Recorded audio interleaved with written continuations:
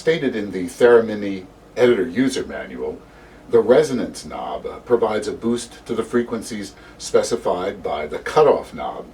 This emphasis boost, also called a resonant peak, can help create refined articulation and dramatic filter sweeps. Turning this knob counterclockwise lowers the emphasis amount, while turning it clockwise raises the emphasis amount. Note, this parameter works in conjunction with the two filter resonance knobs found in the Advanced Parameters section. Now, I am constantly learning about high-pass, low-pass filters, all the types of things that this Theremini can do, but I'm going to leave the technical explanations to the manual itself, because when using the Theremini Editor App, what counts is your ear. The Theremini Editor App allows you to tweak your own sounds. You can create a whole new preset that doesn't sound like anything that's currently resident in your Theremini or in one of the other libraries that the Theremini Editor App includes for you. To get to that Theremini Editor App, you might have to update your firmware, or you may actually have to download the Editor App for yourself if you haven't already done so.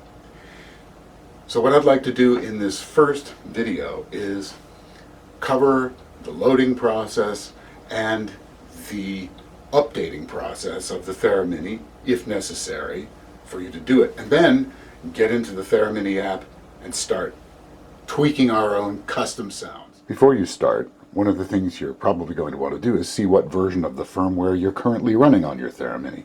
In order to do that, it's a very simple process. All you have to do is hold down the setup button and press the power button in the back simultaneously. So we press them both at the same time, and there it is. I'm currently running Theremini version 1.1.0. I'm going to turn the power back off. If you have yet to get your Theremini Editor app, the first thing that's necessary is to go to the Moog site and register your Theremini if you've yet to do so. And you can see, once you get there, once you've registered it, by clicking Register a New Instrument, it will then give you a readout of what you have just done. So first things first, register your Theremini, then you'll have access to the editor and all of the firmware updates that you need. You'll first want to go to the Manuals section so that you can see the Theremini manual, the editor, and the firmware all there for you. And all you have to do from that point is to click on what you need, and you'll be taken to a screen where you can download the appropriate software or file. Here I am in the editor section, and I can load either the Theremin editor and library for OS X for a Mac or for Windows. And here I am in the firmware section for the Theremini, and I have the option of downloading either of these versions of the firmware. For me, I want firmware version 1.1.1, and we're going to go through the updating process together, where you will see me in real time updating my Theremini firmware. Prior to doing anything, you're going to have to download the Theremini firmware set of utilities. As you can see, I've got firmware 1.1.0, and today I'm going to be updating to Theremini firmware version 1.1.1. In order to do that, I've got to load up a couple of utilities. You can see that you can do it for either Mac or Windows. I go to the C6. This is very important because your next step after connecting the USB cables is going to be opening the C6 SysX tool on the computer. But for now, let's assume you haven't done any of that. You can see that inside its folder, it comes with a user manual and the disk image to install the C6 SysX tool. Try saying that 5 times fast.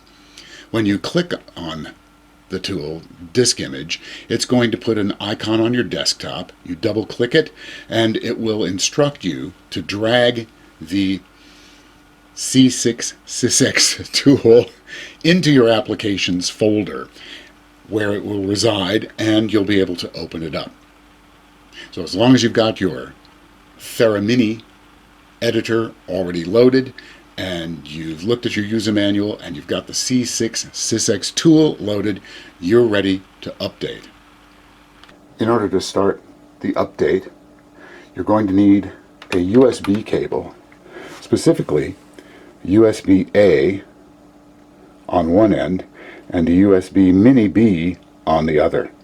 This goes into your computer, this plugs into your Theremini. To start the process, the Theremini is turned off, and what you want to do is press and hold the root, the scale, and the setup button, all three simultaneously, while then turning the Theremini on. So, I'm going to put, it's a little tricky, setup, root, scale. Those are being held down firmly. Put the power on. Here we go. Take a look at the message. It now reads, Theremini boot, send, erase. That's exactly what you want. Now, we connect the USB cable from the Theremini to the computer, which I'll do right now. There we are. The mini cable is now attached. The USB-A cable is attached to my computer. There's a warning in the firmware update instructions which says do not use a USB hub, just use a cable. I'm following those instructions. We are set to go. Now we're going to move over and take a look at what to do on the computer. And the next step is to launch the C6 SysX tool on the computer.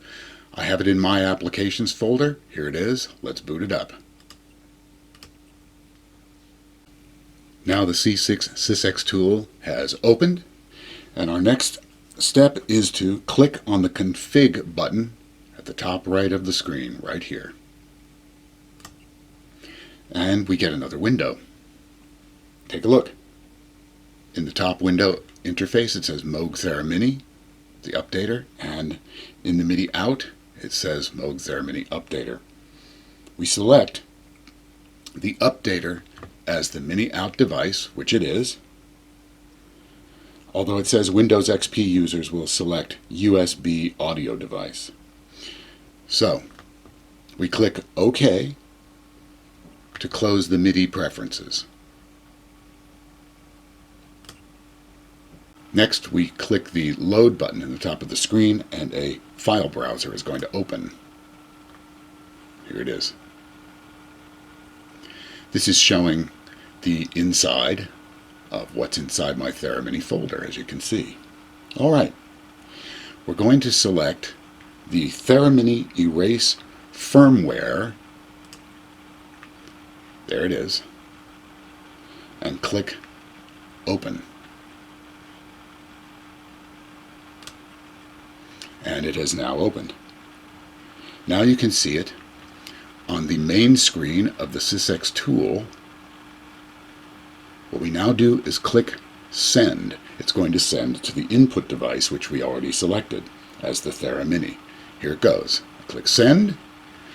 Now the thing to watch for is to look onto your Theremini screen. And we're going to go over to that and look right now. Once the erasure of your former firmware is done, the screen will read Theremin boot, erase, complete, send code. The next step is to click the load button again in the top middle of the screen on the C6 SysX tool. Oh, I love saying that. It's so much fun. I click the load button and a browser is going to open again. What we're looking for is a file called tmini fw 1.1.1, and here it is, right here. So I'm going to select it, click Open, and here it is appearing right down here in the window. You see it? Now we select it and click the word Send, and it's going to send it into the Theremini. Here it goes. This is going to take a while, as you can see by the progress bar. It's going to take a little bit. So it's now loading, it takes a few minutes, and if you go and look at the information on the Theremini's display, you're going to see what's happening. Now, as the update firmware is loading, you can see the screen readout, Theremini boot, erase complete, and it's loading code, and it goes through pages 1 through, we're up to 222 right now, and it's just going to keep loading until it's complete. Once the update is complete, the Theremini is going to restart itself. So we just wait patiently and watch for it to restart. It's about 2/3 of the way through the process. Look how many pages it's loading. We're up to 430, 40, 50, 60, and so on. About 3/4 of the way there now. The Theremini readout is doing what it's supposed to do. We're almost there, and we're done. Now, the Theremini has started itself, and we're back to having updated the firmware. Let's check to make sure that the update has taken place. If we were successful, I should be able to hold down the setup button and the power button at exactly the same time, and the new readout should say that I have updated to firmware version 1.1.1. Let's see. Setup and power button in the back. Here I go. Simultaneous. There it is. Theremini version 1.1.1. Your update's complete. Now the fun starts. At this point, we've got the Theremini connected via a USB cable to the computer. What I've done is turned it on and calibrated the Theremin. That's the first thing you need to do, is just get it calibrated like you normally would. Then just open up the Theremini Editor App on your computer. Now here we are in the editor. Now notice that the first thing to come up is your quick start guide, which is over the editor proper. And there are 5 steps shown here. 1, 2, 3, 4, and 5, but they are really highly abbreviated. So really, for a thorough look, let's just close the box. Go up to the top left corner where there's this red X box here and close it. Now we're in the editor. Everything we're going to cover already exists in your user manual, but if you're like me, when I'm exploring something new, it's sometimes less of a big question mark when I can see things and follow along. If you've already explored a lot and you want to solidify the editing of sounds and creating your own presets, you may just want to skip ahead this tutorial and go to the next one. However, here it's August 16th, 2021, and it's still being worked on, so it's going to be a little while before that tutorial is available here on this YouTube channel, but soon. So, here in the editor, things are carefully organized into various sections. Now we're going to cover each one very quickly and then go back and look at each in detail. So let's go up across the top. We've got some various buttons here, and it's a various suite of features. We've got basic, which is right here, which is where you're going to do the principal amount of your creation, your editing presets, altering and tweaking sounds, and generally going wild with experimentation. Now let's click Advanced. The advanced settings are divided between the volume antenna and the pitch antenna, and here you can determine the extent to which each antenna impacts the sound that you're creating. It's really amazing. Depending upon how you calibrate things, both antennas have a direct impact on the sonic character of your presets. All right, let's click Global. Now this is where you got to be careful, because as the manual warns you, the changes you make here are going to have a direct effect on the Theremini itself. Changes here don't apply to the presets you play with. The fact is, you can easily use these same settings here in the editor on the Theremini itself. In the advanced settings, as I showed you in Theremini tutorial 201, more calibrations and options. All right, let's go back to basic. Here at the top left, we have a preset name field for a new preset. We're going to come back to that. We also have the preset volume, which determines the volume that your preset that you're going to customize will end up being. Below that, we have the Save button, which allows you to save the attributes that you're tweaking in the basic and advanced suite of features to any selected preset. It will save them to it, thus changing the character of your preset. The Delete button deletes any selected preset that you're working on. These have no impact on your Theremini at all. They are specifically designed to save or get rid of characteristics to any selected preset. However, the quick save, be careful. The quick save does affect your Theremini. It changes nothing in the library. However, it will save what you're doing to whatever is currently selected on the Theremini. Just to be safe, I stay away from it. I only save things to the Theremini that I've completed. And here we have the library presets, and below it you can see the presets that are contained in any given library that you're currently in. This one is a suite of presets, of 35 presets actually, that Moog has provided for you. Notice by the word Theremin presets, there's a little icon here with arrows pointing left and right. It's called the Synch button, and it will link your Theremini directly to the editor, even though you'll see a list of presets that's identical to this one. When you click that Sync button, what it'll be showing you is the 32 presets on your Theremini. This is a list of the Theremini presets. Be very careful. Once you click this button, it allows you to load sounds into the Theremini from libraries and also remove them as well. So let's leave it for later. First, let's go into the libraries by clicking on the little folder to the right of Library Presets. Click it, and we're now in the Library Manager. Now here, under Presets, you can see the same presets as before, here, as well as down here under the Library Presets. But take a look. In my libraries window, I already have 4 libraries. The Editor Factory, which is this list of 35 presets, right in here, as reflected in the library presets. If I click on Theremini Factory, you see the 32 presets resident in your Theremin. It's also a library. So even if you were to delete an actual preset, one of the original presets from your Theremini, you could get it back again by coming to the Theremini Factory.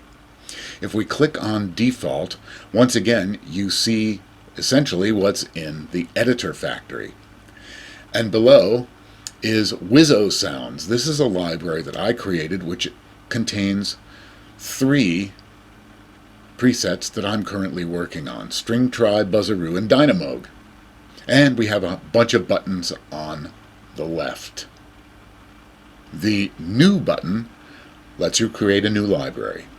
The Rename button lets you rename that library. Delete lets you delete that library. Now Load allows you to load a library being stored on your computer's hard drive into the libraries. Save allows you to save the current library to be stored onto your computer. And the Send, you've got to be very careful with. It will send the currently selected library to your Theremini, replacing what's on the Theremini.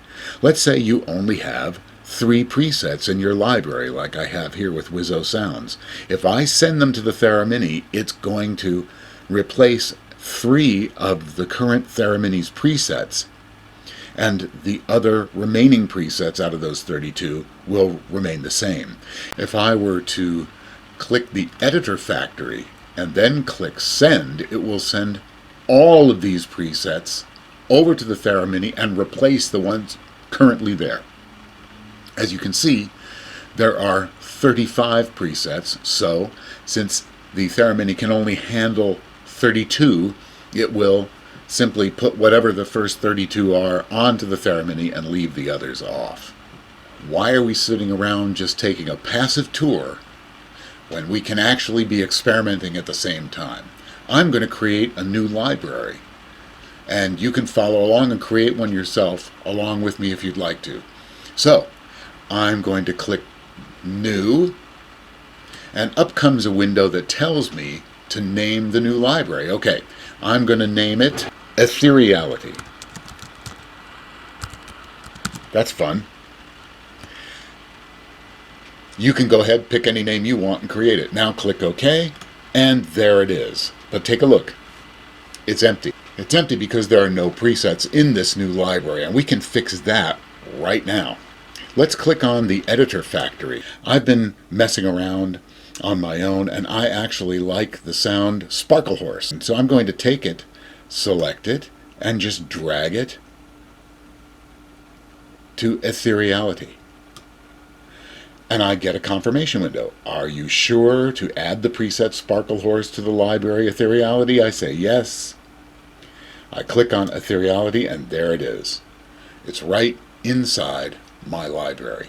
Now that it's here, let's close the library manager. Click on the little red X up in the upper left corner, and take a look. There's Sparklehorse. I'm in my Ethereality library, and I can play it just by moving my hand in front of the pitch antenna.